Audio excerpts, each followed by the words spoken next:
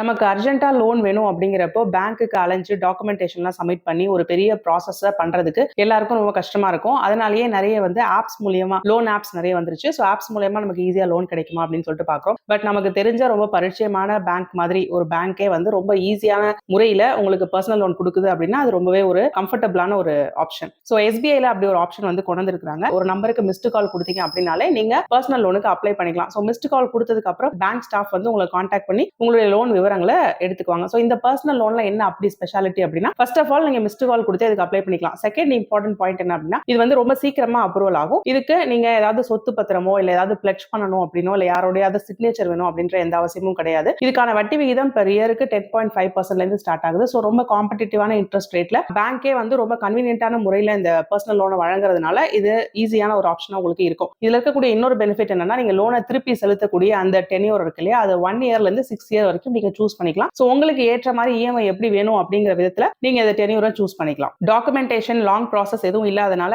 Loan approve ஆன உடனேயே உங்களுடைய அக்கௌண்ட்டுக்கு லோன் அமௌண்ட் அவங்க டிரான்ஸ்ஃபர் பண்ணிடுவாங்க. இதுல இந்த பர்சனல் லோன்ல நிறைய கேட்டகரியும் வச்சிருக்காங்க. Personal loan for salaried people, personal loan for business people and personal loan for pensioners அப்படிங்கிற ஆப்ஷன்ஸும் இருக்கு. ஸோ நீங்க எந்த கேட்டகரியில வந்தீங்க அப்படின்னாலும் ஈஸியா அந்த லோன் அவைல் பண்ணிக்கலாம். ட்ரை பண்ணி பாருங்க.